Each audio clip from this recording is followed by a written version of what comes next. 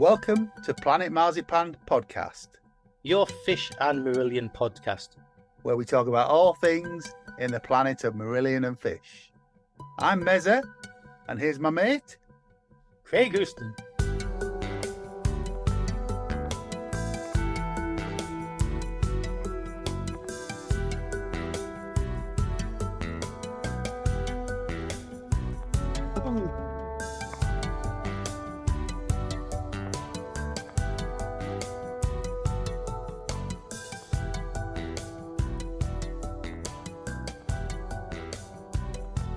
Hello, welcome back to Planet Marzipan Review of the Year 2023. It's a roundtable review. I'm here with my friend Craig. Ooh, sultry. Sexy. Oh, come on, I think you went, Houston, is it just all take the piss as usual, so come on, figure it on. Ferguson. There we go. Can you do Craig Houston in a sexy voice? I can't because my voice is gone. That's what happens when you could have been cold for 3 weeks. His voice is always sexy. Oh, you sweet. Especially when he says remaster. He goes Remaster. He goes all posh. Yes. If you've made it this far into the pod, then you're determined to listen to some rubbish. So, as I was about to say, I'm here with Craig and Gary and Mike and Barnsley and Mark. We've lost somebody in the interim who's lost interest, but we do thank Lucy for being on the first half. I think she's gone to watch Gardener's Question Time or something. But anyway, if you've heard the first half, you'll know that our review of the year is up to July. And as with the first episode, we're going to start with a fish release. In July, the deluxe remix of 13th Star came out. And a very nice package it is. It is a lovely package. You haven't opened yours, John. I have. It's in the, anal. It's there, look. Yeah. Oh, you're doing it that way. Leave it on, collect it. Did you pay the extra for him to sign it? Oh, no. I'm more interested in Mark. So What you got there, Mr. Kennedy? It's the instructions for my Lego. Oh, no, don't. Princess Leia helmet. Lego infiltrated the last podcast, so. A bit of Battlestar Galactica. Yeah. Craig and I have talked about this, Mike, sorry. Yeah. What's your view on this remix? I really like it. It was one of my favourite albums of his. The whole story around him and Heather and, all the bits that went on. Yeah. But I actually thought he was in a really good place when he was writing it, when he recorded it.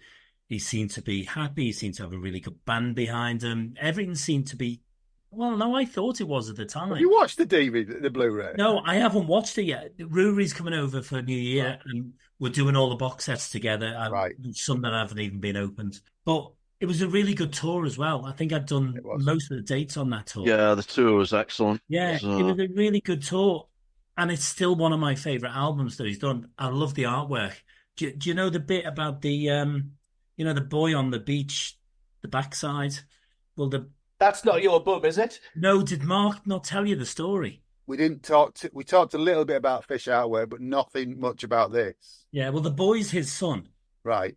But it's not his son's bum because he thought that'd be a really bit weird. So he got his neighbour in to do it. And I think that's even more weird. Which is considerably less And weird. you wonder why Mark Wilkinson didn't talk to us about that on a podcast. Yeah, about that. It's brilliant. It's a really sturdy box.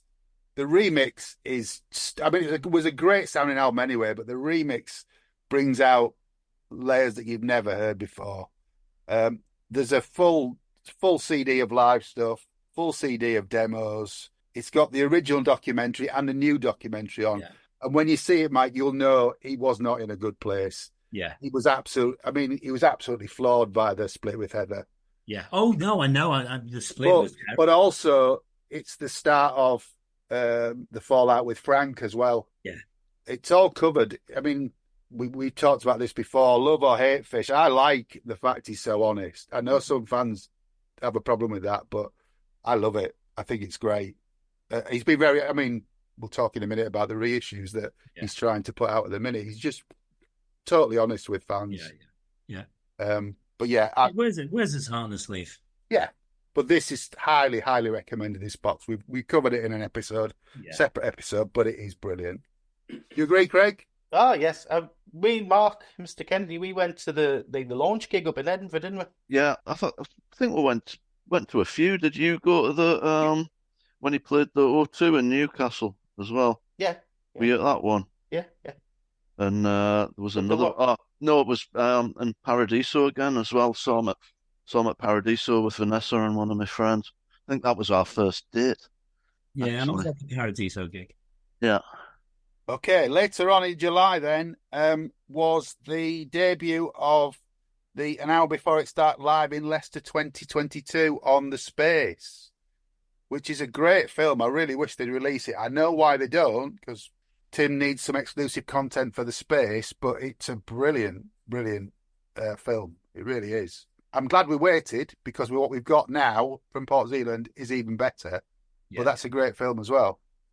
Because when we were in Leicester for that night, we were sitting upstairs, weren't we? We sat in the balcony, yeah. Yeah, It it was a really was. good night as well that night, wasn't it? For just epic, wasn't it? The whole thing, really. It just worked really well that night, I thought. Yeah. John, where would you rank it on the Crow and the Nightingale scale? Because I went to H at Trading Boundaries last week, and he played Crow and the Nightingale, and I just think of you all the time now. So Well- you're synonymous with that song.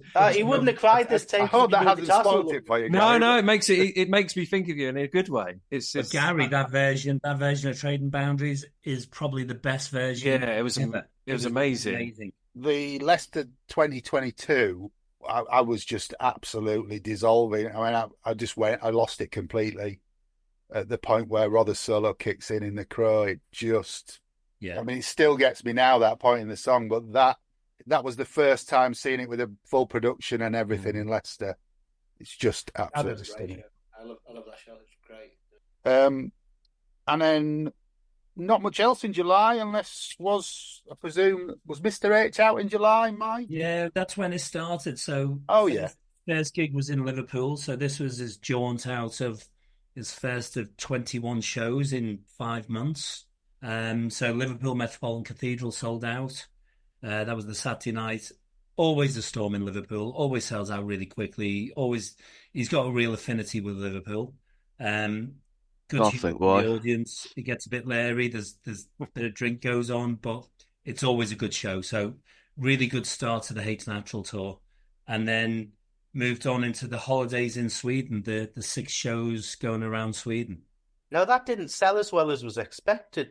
No, it was yeah, not for There me. was some strange venues as well. There was a hotel lobby and Yeah, stuff, there were wasn't some there? really strange venues. Like the first night in Malmo was a gorgeous, gorgeous theatre, but very few people there. Did I not read that is peak holiday time over there as well? So it's their holiday week, or they have a holiday fortnight in Scandinavia, where people basically go to their holiday cabins or on holiday out of the country. So it was a strange time to tour. It was also a strange time to go on stage. He was going on stage at 6:30, which was 5:30 in England. So on a 6:30 or on a 5:30 in England, off a 7:30 back in the hotel at 8 o'clock. It was really strange. Wow. One of the shows was in a place called, and I'm not going to pronounce it right, I know I'm not, Obero, and it was in a lobby of a hotel. Me and Phil were trying to get him to sing Hotel Lobbies. That would have been cool. But that was actually that turned out to be a really good show, and that was a bit of a format, a bit like Trading Boundaries and Crooked Billet, where it's a sit-down meal, candlelit meal, and then the artist comes on once you've had your dessert and does a show. But yeah, just a bit strange in a hotel lobby. Moving into August then, I've got this, which is the clear vinyl reissue of All One Tonight. Oh yeah, the German record state. Well, it Yeah. is, but there's nothing on the sticker of mine that sort of alludes to that. Well, I think mine does. It does say German Record Store Day. Or something else. It's something similar. Yeah. Does it? What does yours say then? Limited 4 LP edition crystal clear vinyl. Nothing about Record Store Day on mine, but Yeah. it came out in August in Germany, and then it came out in Europe on the 1st of September, I think. So it's kind of in that period. But it's a really nice pressing. It's all 180 gram. I mean, it's already a fantastic live album, but it looks and sounds fantastic as well. Highly recommended. Think it's still Yes. available, isn't it, Mark? No, it's sold out. Totally sold out. We had 20, for some reason, 20 copies ended up over here to go on the tour. Right. And we sold 19 of those. One of them accidentally fell out on the way to the on the way to Utrecht and ended up in my rack. Okay, moving on. More H Naturals in August. Yeah, the end of August was Stockholm, and I'm going to pronounce it wrong. Gavle. Gavilar. It was wet, it was cold, and it was bloody expensive beer. That's what I remember. Yeah, welcome to Sweden. Yeah. And then popped over to Holland for 2 shows, one in Holland and one in the Boerderij, Zoetermeer. Yes, that was Holland and Zoetermeer. Yeah. And I got to see the lovely Mark and Vanessa. Yeah.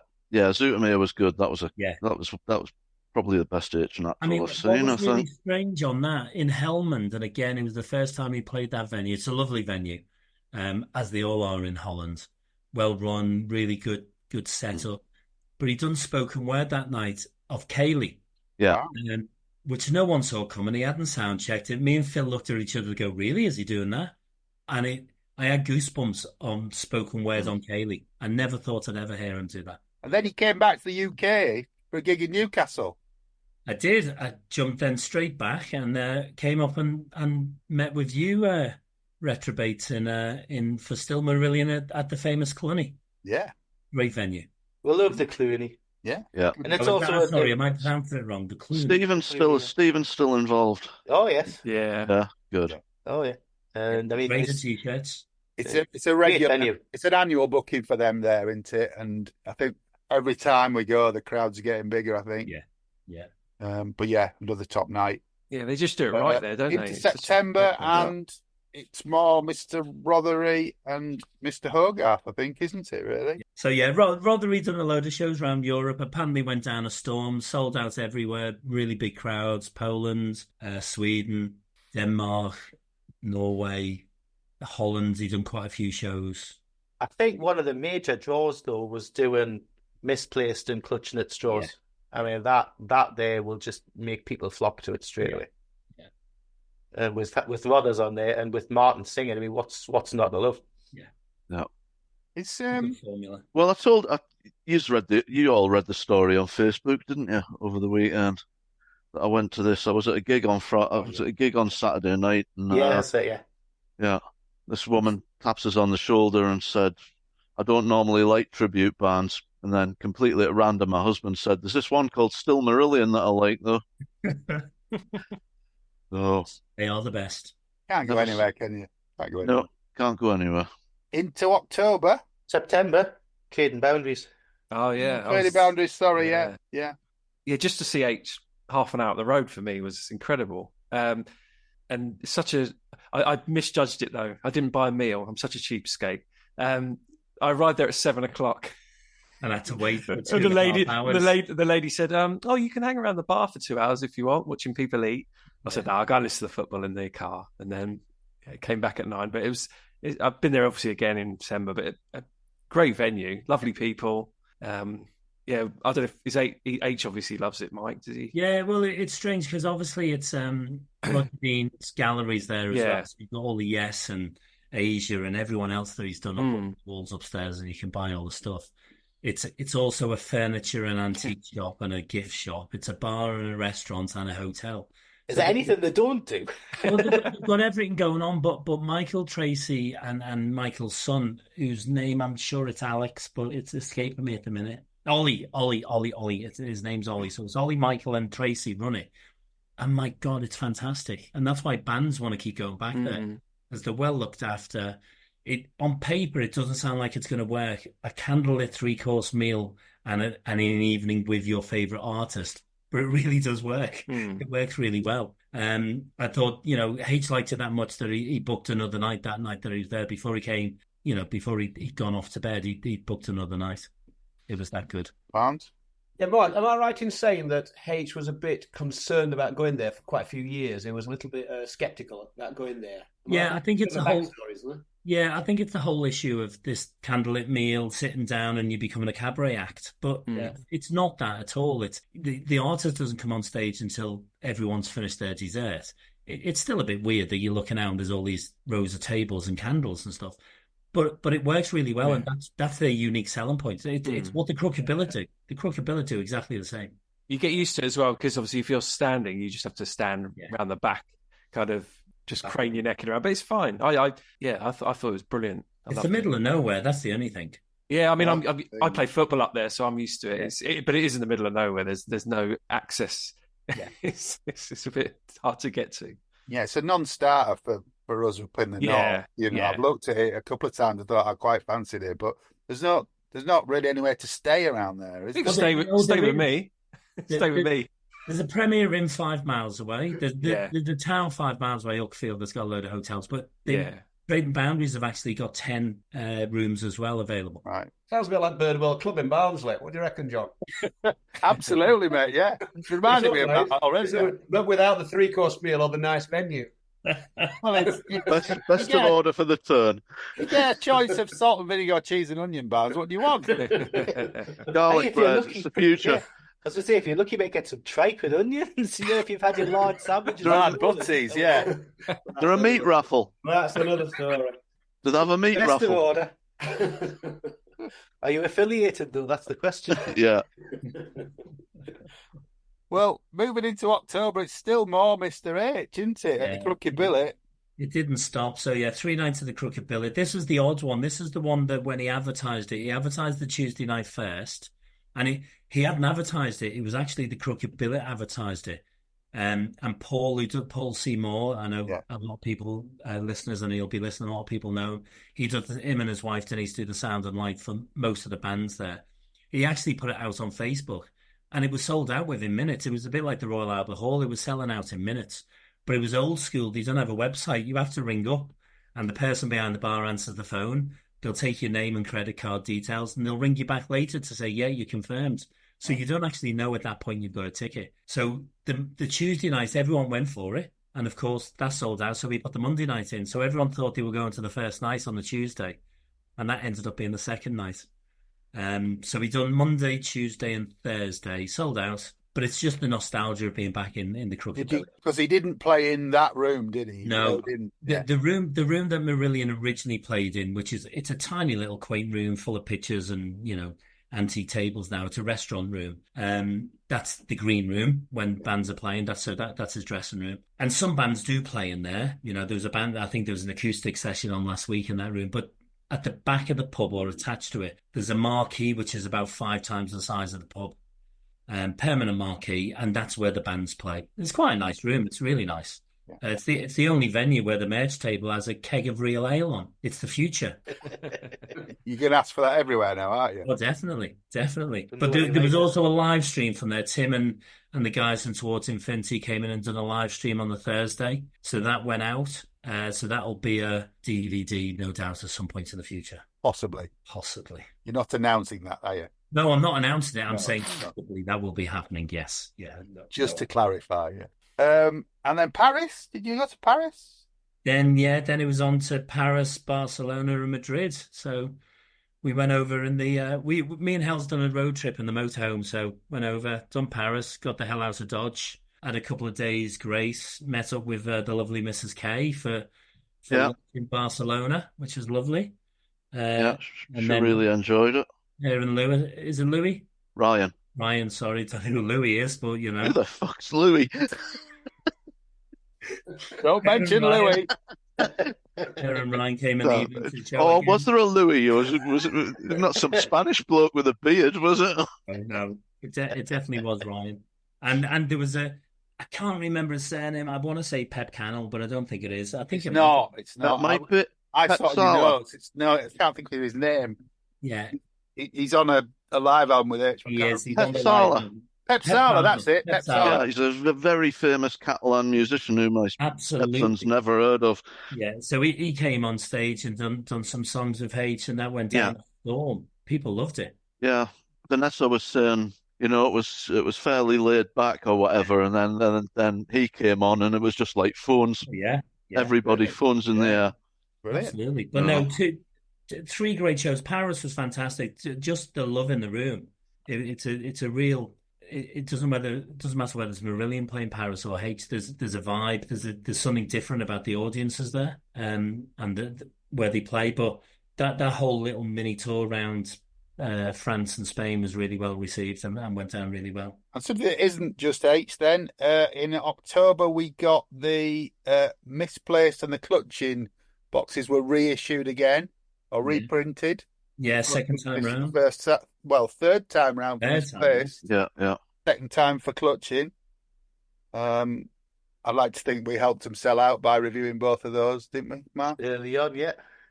And another thing of note on my list here is the first Planet Marzipan podcast was The what? First Planet Marzipan podcast went live in October, but it's actually September 25th. September, yeah. September 23rd, the pilot went out. Have to give it a listen. Was it any good? Or? I think it was amazing. I think Barnes said, did you say it was life-changing, Barnes? Is that right? Something like that, yeah. Certainly the best thing on the internet. As endorsed on Meridian Monthly, I think you'll find. Yeah, I think it is. No. Rightly so. You are in the inner sanctum. No. You penetrated the band's inner circle. No. Well, I was late to the party. I listened to them all. You kept me company on the drive from Madrid back to Calais. I'm surprised you didn't nod off. No, they were really. I'd messaged you while I was driving. No, when I stopped, didn't I? While I was driving, yeah. No, when I stopped. But I messaged you saying these are really bloody good. Oh, it's just this, isn't it? It's just mates having a chat. We'll just keep this bit going. Keep this bit going for at least 20 minutes. Yeah, this is the trailer. I know episode 2 was great as well.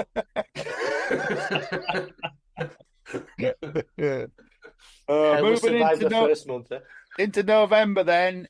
No, before it's Christmas. Yay! Hey. Did anybody see anything in Europe? Yes. Yeah. Utrecht, 2 nights in Utrecht. Yeah. Fantastic. Good venue, I hear. Great venue. Best venue in the world. Always is, yeah. 2 good Changed the set shows. list a bit from the start, didn't they? Yeah. Yeah, a little bit. So they've done Paris and Strasbourg, and then it was off into Utrecht for 2 nights. And I think because they had 2 nights in the one place, they were definitely more relaxed. Everything was a bit tighter, and they swapped things around. We got was it the second night? Or I can't remember. You got Ocean Cloud, didn't you? Yeah, Ocean Cloud was the and we got an night, instrumental. We got the instrumental, didn't we? Of not Hotel Hobbies, the other one. Hotel Hobbies, yeah. Yeah, Hotel Hobbies. Yeah. I think they'd been doing that. And I was listening back to the soundboards, and I think they'd been doing it as I thought they'd been doing it as an instrumental anyway. Yeah, into Slange, wasn't it? Yeah. Just warm-ups for the UK, though, surely. I would say so, definitely. Yeah, right, yeah. How was Wolverhampton, Barnes?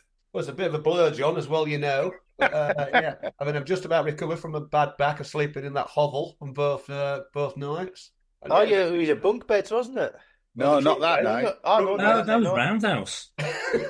Yeah, the bunk beds was Roadhouse. You might have heard that story, Mike. It got worse. It was worse than the first night. We ended up getting trunk beds in London. It looked like we were sleeping on a tour bus. 3 of us in one room for 17 quid. They're very close friends now. It was pitiful. Absolutely pitiful. What was that place in Wolverhampton where you couldn't lock the front door? Oh, yeah, that was quite... I don't know if you heard that story, but we couldn't lock the front door, so we just spread our pants on the floor, so that if any burglars come, they can pinch our pants. Or tidy up, or at least tidy up. I told him there's a podcast in this. Barnsley's Rough Guide to the UK. Look after the pennies, the pounds look after themselves. Craig, what did you make of Wolverhampton, Craig? It was bloody cold. What about the gig? I enjoyed it. It was odd. It was odd though, because I think it's one of the first, one of the only times I've been at a gig, on a seated gig, where I didn't know the people next to us. So I was seated on my own. And why is that? Because I cocked up with the tickets. Didn't realise it was going to be a seated venue. I know, my fault. I offered to buy him a ticket. He's like, no, I'll get one later. All right then, fair enough. But yeah, it was good. I mean, I enjoyed the gig. It was a really nice. They did a nice job of the Civic. Yeah, and there was an issue with the seats, though, wasn't there? Some of the seats down the front, I think they had restricted. Although apparently it did say restricted view on their tickets. Well, it's more the leg room. I think some people. We were third. David and I were third row, just in front of Pete, and there wasn't a lot. I mean, I was okay, but the guy sat next to me actually went and stood at the side of the room because he couldn't sit down. His knees were right in the back of the person in front of him, which is a shame because the rest of the refit looks really nice. But yeah, I enjoyed the gig. We ended up with I'm going to say, John, we ended up with not standing seats, the standing area, which essentially is the stand at the back. Yes. As we sort of suspected it would be. But it was still, some of us like that sort of thing. Standing at the back, you can't see very much, but the sound was still great, and it's you can at least jig about a bit, Which, and you could go to the bar. Yeah, and that. Yeah. And since you're getting older, the toilet. Yes, absolutely, yeah. Yeah, you can jig around a bit, I like to describe it. Okay, well, the Roundhouse gig was the last gig of the tour. We were all there apart from Mark, weren't we? Yeah. Do you want to talk about the venue first? Well, I liked H's analogy of the place.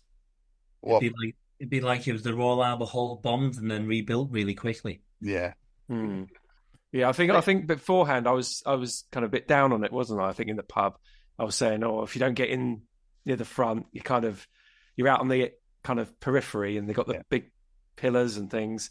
But actually, me and my cousin managed to get by the soundboard, and I have to say it was like amazing. Like the sound was incredible. H's voice, I don't think I've heard. I mean, he said, I think on his podcast that he sang better at Wolverhampton, but that must have been mind blowing because the Sunday night in London was just incredible. I've been seeing both. Sunday was way better than Wolves. Oh, was it? Way better than Wolves. Do you reckon that's because it's standing, Sean, or do you reckon that makes no difference? Yeah, no, I think it does make a difference. Although, I'm of a certain age now and I quite like a seated gig, but it does make a difference for the atmosphere, definitely. I've had a lot of my friends. I mean, Barnes, you were fairly near the back, weren't you, the Roundhouse? Yeah, perhaps a tad too close to the back, really. It's if we'd have arrived a bit earlier, a bit more grown up, we'd have been slightly closer. But it was rammed full, though. It was really. I've not been into a Marillion gig in as long as I can remember that was actually as cramped. Yeah, right. Where you had no space at all. Cockpit, lead.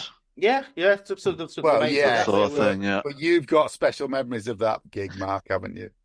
Sweat dripping on us. You will stand in a fire exit and watch a gig. That's up to you. Yeah, we went relatively early, didn't we? We went probably about an hour before doors. Yeah. And we were about four back in front of Rothers, so we had a reasonable view. But I think Craig, did you get backache or you need the loo or something? He left. Bit of both. He left just before the end of the main set to go and get some air and some space, and there was no air and space. No, it was round right back to the bars and right back to the fire exits, stuff like that as well. So it was. I wouldn't say it was one of my favourite London venues. Aesthetically looks quite nice, sounds quite nice in it, but I just found it a bit more oppressive than some of the other venues I've been to. Yeah, that's what I was kind of trying to put across to you when we were in the pub earlier. I saw Crowded House there, and it was the same. You felt like if you weren't kind of there early, you were just on the periphery. Yeah. But as I say, it was great, both great gigs. So the ticketing as well. I'm always nervous with an e-ticket or a phone ticket, and I got in with the ticket, and then we went upstairs to go into the main room, and they wanted to scan it again. Yeah, and you'd lost your signal, and I lost my signal. I couldn't get it back, and the woman said, "We've got free Wi-Fi." And I actually got a bit shirty with her and said, "I've not stood outside in the rain for an hour to stand here getting your free Wi-Fi to get in." She said, "Well, I just want to make sure you're in the right area." And I said, "I'm in the right area." And I walked past her. Do you know who I am? No. I'm John Merrick. I'm not having it. What about the band then? How good were the band at the Roundhouse? I thought they played blinding gigs. They were on fire. They seemed to be enjoying each other's company. Yeah. I don't remember any cock-ups. No, H was very chatty at the Roundhouse, wasn't he? Yeah. And I think Lewis Jardine just brings something totally different. I mean, he brings something different because he plays something different every single time he plays the same song. Never the same twice. No, it's never the same. But it's amazing watching. Ian watches him a lot. Yeah, I've noticed. I was sat upstairs on both shows and actually was able to watch it. And it's interesting. I'm mesmerised by Lewis. Mesmerised. Yeah. Did you see that thing he had with the I think it's during quartz. It's like he just leans over and picks all. He's got like a dustbin lid and Oh God yeah, knows with what, tambourines on and and stuff. Yeah, it's about 3 foot wide, and yeah, he's just yeah. giving it a Do, laldy. do you think any time he goes to an Italian restaurant, they have to watch him? That he's not going to start stealing kind of like Parmesan kind of cheese graters and stuff like that. Well, that time when we saw him at York at the Barbican, and he got the bell out, but he hit it with a spanner. Yeah. He hit it with a spanner. So I suppose you have to watch him. He goes to the B&Q as well. I do love it. The fact that he's obviously a genius, but there's times when they kind of look around like, well, I was expecting that. Yeah. H Yeah, looks there's some round, lovely little. Taken by surprise, yeah. As someone who does the same kind of thing for my mate, it's like I have to I try not to like be obtrusive and just kind of rein it in a bit. No surprises, yeah. I would actually be in hysterics, Gary, if he turned up on stage at some point with a hat stand. Yeah. Yeah, who would do that? Or a suitcase. Who would do that? God, yeah, apparently I'm the number one hat stand player in England. So You are, yes, definitely. In Europe. That's a claim to fame. Yeah. So, Mike, do you reckon they raised the game when Lewis was there? Do you reckon they all slightly like the headmasters in town? They all I think so. Well, I mean, look, Lewis is so professional, and is the variety of albums that he's been on and bands that he's been with, everyone wants him. But I don't know whether it's because of him, but there's certainly something different. I mean, they're playing the best they've ever played, in my opinion. Yeah. They're a band that's still, the trajectory's still going up. It's not petering off and going into smaller venues and clubs. They're still up there. Yeah, it's hard to explain because obviously a lot of my friends aren't Marillion fans, and they say, every week I seem to be going off to see them, but obviously not. But it's hard to explain to them how just brilliant they are, and because they just don't get it, and they are just getting better, and those gigs prove it. I think the 2 days of hate singing for 2 days definitely improves his voice. The first night is always better, right? In my opinion, again. Yeah. But I think the 2 nights are working for him and for the others. They all seem to want the 2 nights. I think that's it. We were chatting to a guy in the queue at the Roundhouse, and he's still a big fan, but he hasn't liked the last 2 albums. So he's not feeling it like we are at the minute. I mean, we haven't covered Fear or An Hour Before It's Dark yet, so I don't want to give too much away, but I think An Hour Before It's Dark is one of the best albums of their career. Yeah. And to be doing it at this point in their career is just phenomenal. I mean, how many other bands do you see who've been going for even 10, 15, 20 years, never mind the 40 years that they've been going, who've actually became their own tribute act where they'll... the nostalgia. Where they just live off nostalgia. They've had a career for like 5 or 10 years, and then the last 25 years has been nostalgia. Yeah, I don't get it, because obviously I subscribe to Mojo magazine, and the album didn't get a review. And to me, like the Pink Floyd was on the cover, Genesis, all kinds, and it baffles me why they don't get reviewed in there. It's just, for an album that is, say they're one of their best albums, so many years down the line, it just doesn't make any sense to me. I think Ant Short, I watched the Marillion Monthly today with Ant Short was on it, and he kind of summed it up for me when he said, we want them to be bigger, but we don't want them to be too big, because we like what we've got at this level. Why don't more people listen to them? But then if they did, we'd be going to Wembley Arena all the time. Well, we got that, John, didn't we? Back in the day when we were doing the clubs, the smaller clubs and smaller theatres, and then it was the NEC. I can remember being front row for years and then the back row of the NEC, thinking, oh, shit, they've got to where I wanted them to be. Now I can't see them. No? It's a dilemma, isn't it, really? But I think the level that they're at now is comfortable financially for them, and it continues to give them the freedom and the artistic freedom to do what they want. So they've got the best of both worlds there.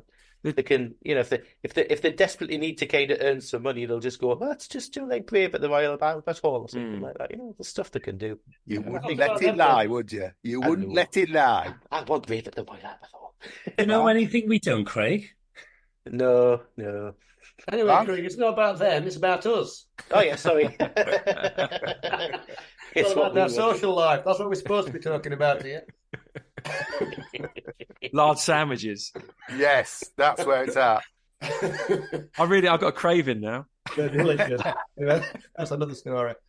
Well, the last release of the year, well, actually, the last but one release of the year is the aforementioned And Now Before It's Dark Live in PZ, which we've just reviewed. But, you know, I said in the pod that I think it's the best. Obviously, this is a CD, but I think it's the best live film that they've ever put out. I think it's stunning visually and it sounds amazing. Yeah, I agree with you, John. Yeah. Father Christmas is bringing mine, so I've not seen Is it. he? Oh, he says he loves it, actually, yeah. Sounds, He's been playing it, hasn't he? yeah, it's slightly dog-eared, yours, Barnes, but it's on its way. Yeah, you're getting a bootleg version, Barnes. One thing we haven't really touched on, and this was a re-release though, was it, Mike? Yeah, that came Live out. Body, Live Spirit. It did. It came out on the day before it arrived, the day before the Liverpool show. So it is just a complete reprint. The only difference is, for the nerds out there who want something different, it's a different font on the spine. That's the only difference. Was that your fault, Mr. Kennedy? It's not No, the it's only a different font. It's a different Not the font. only It's difference. a different font I think you everywhere. have a Actually, signed copy, John, don't you? I do, yes. That's the difference. But yeah, the disc's different. Is the original- disc not different as well? the original's got a slip Oh, a case, slip cover. Yeah, the original's got the slip cover, yeah. but it's still a great album, and It it is, hasn't been it's lovely. available for a long time. So And Mark- still available at Rackets and on a merch Yeah. disc when H is touring. better printed than the original. The booklet on the original is all skew width. But there you go. So the last release is the Web Christmas CD with a great version of Greg Lake's "I Right. Believe in Father Christmas." Really is good. I think the whole production of it's fantastic. Mm. Really well done. And it's nice to get the audio from the first half of Sunday Night at PZ as well. Born to Run's on there, I've heard. It is. It is. I tell you what, we didn't get. We haven't had on the last couple, have we? We haven't actually had a Christmas message. No. No. But You know. I'd rather have a better Song. recorded Christmas song. I think the phrase I used in the episode that's gone out today is some of the Christmas songs are tossed off. It's not a technical term. Gary will correct me on that. It's not a technical term. No, I love this version. I wasn't so keen on the Mariah Carey one. Oh, Yeah. It didn't really do. you're it going to for give me. him ammunition now, aren't you, there, Gary? Why? But It's my least favourite Yeah. Christmas song Yeah. ever. The yeah, Mariah but, Carey song. but I thought the version was a bit tired and a bit kind of just a bit obvious. But this is brilliant. I played it on my radio show, plugging that on Sunday. And yeah. So Gary, Where what can is you your hear the musical radio show? show? Yes. Oh, Hailsham FM. I'll be playing it again on. It'll be out of date by then. But yeah, every Sunday morning, 10 till 1, on hailshamfm.co.uk. Gary Page. There you go. Yeah, he's all the rage. I do. It's difficult because obviously I'm such a massive Marillion fan, but love like indie music mainly and REM, those kind of bands. So I kind of do play Marillion more than I should do, but I don't care. I'll crowbar him in where I can. Absolutely. So, 2023, how was it for you? Busy. Well, obviously, Mike, you've not been at home much of it, have you? Been living out of a suitcase for most of it, haven't you? It was bloody good fun though. Yeah, That looks it. I think that's that's an awful lot of. There's been a lot of activity this year. Yeah. Which not going to be much next year. I was going to say, next year's review of the year, we'll be able to do in about 20 minutes, won't we? Just be the Steve Rothery tour. Well, no, I mean, surely it'll be This Strange Engine remix, which is summer. There'll be another Port Zealand Blu-ray. Oh yeah, there'll be the retail version, won't there? Well, there'll be the other half. There'll be Sunday night, Friday night with the other half of Sunday. Barnes, have you got an exclusive? Well, no, I'm going to make it up because we can. But is it the 30th year of Brave this year? Yes. Yeah. Yeah. 7th of January. Because I've heard completely unofficially that there's going to be a pitch black playback of it. Oh yeah, you offered that up, didn't you? Yeah, well, yeah. I mean, it's not based on any fact, but I reckon if we keep traction going, at some point it's going to happen. I have sent a message to the fellow who runs it as well for what it's worth. You went to the Stephen Wilson one, didn't you? I've been to a few actually. Yeah, it's great. I mean, it's You said it's a people bit like like- going to an art gallery for Right. your ears. So if you're really thinking about traveling halfway across the world to listen to a CD, you've got to be sort of keen. You know what I mean? But if you live within 20 miles away and you just want to sit there and really absorb the music, it's well worth 15 quid of anyone's money. You know? What you'd have to do is drag Lucy there so she can actually hear what a 5.1 sounds like. Yeah, I mean, if as far as Lucy's concerned, it's an underground club. That there's no market for 5.1. So Anyway, top tip if it does happen, don't go to the pub beforehand because when it's all gone dark, you're not allowed to go to the toilet. well, Just You so have to know, take a don't bottle spoil the in. ambience. Yeah? or you do it where you sat. Well, yeah, exactly. Mind you, is there many blokes of our age or slightly older who could actually cope for 70 odd minutes with it? 30 years, though, that's like incredible. To think the album is 30 years. I was 18 when it came out, just to put it out there. But yeah, I can't believe it's 30 years. It was my first ever CD, just so you know. Was it? What, Brave? Yeah. Was it? Well, I was coming out of my student days at the time, so I just treated myself to a Dixon's CD player at the time. So I thought I'll treat myself and get Brave as my first CD. Very good. It's a good one. Good one to have, isn't it? Never listened to it. I'm joking. So we've got 30 years of Brave this year and also 30 years of Suits as well. All right. Mm. It's going to be a busy year, though. Yeah, So you're not Leicester, two-nighter, or one-nighter, two-eventer. Well, yeah, there's quite a lot of tribute band stuff going on. There may be some Rothery stuff, which obviously Lucy's really over the moon about. And I would imagine if Rothers has managed to wangle a pass out, then H will do the same. it's going to be like Herd Hittens, isn't it? I'm Try not and get looking in at you the for that. studio. But yeah, it's 2023 was a good year for the band and good year for the fans, would you say? Right, yeah. Definitely. Champagne, yeah. Definitely. Expensive year for the fans, as usual. I'm just glad they're still around. God, yeah. And we were talking about this last week, though. What, like, I don't want to go drop it down enough, but what we're going to do when it stops, you know? Not going to stop, Mike. It's going on forever. I think it was you I was saying it to in London. It was us having the It's going on conversation. forever. There's at least another 50 years in them. At least another 50. It's all right. Yeah. You know what you're going to have to do, Barnes? You're going to have to start doing one of the ABBA Voyage things. Yeah, you could do that now. Do the groundwork now, Barnes. Yeah. Brilliant avatars. Yeah, we'll see how we go. I would love to take I would love to take my son Thomas to see him. He's 6. And just 10 years. They can hold on for 10 years. Or it'd be great. Whether he wants to go or not. Yeah, he's got to go. It's part of his education. Yeah, Yeah, absolutely. totally. He doesn't have to be that old because Zoe, who's my eldest niece, her first Fish gig, she was only, what was she, 8? Yeah. And her first Marillion gig, she was only like 11 or 12, so didn't have to wait that long. Wow. Yeah. He's already got sideburns, so give it a look. Have you drawn them on? No, it's just naturally hairy. Stop sending him to the bar. Anyway, on that bombshell, if you're listening to this now, Happy New Year! it's 2024. Wow. Happy New It's a Year. great year. Yeah. Here's Happy New to Year. another New fantastic year. We'll all go see him on the cruise, shall we? No. On that bombshell, thank you very much to our guests, Gary, Thank you, John. Thanks, Barnes, Right, see you later. Mike, Cheers, guys. and from Craigelston, myself, And Mark Kennedy. and Mark Kennedy, and Lucy Jordash for the first half. A very happy new year, and we'll see you in 2024. Take care. And stay alive. Thanks for listening to Planet Marzipan Podcast. Please like and subscribe from whichever platform you get your podcasts from. You can contact us at planetmarzipanpodcast@gmail.com. Then check out Marillion.com, fishmusic.scot or fishmusic.eu for all the good stuff.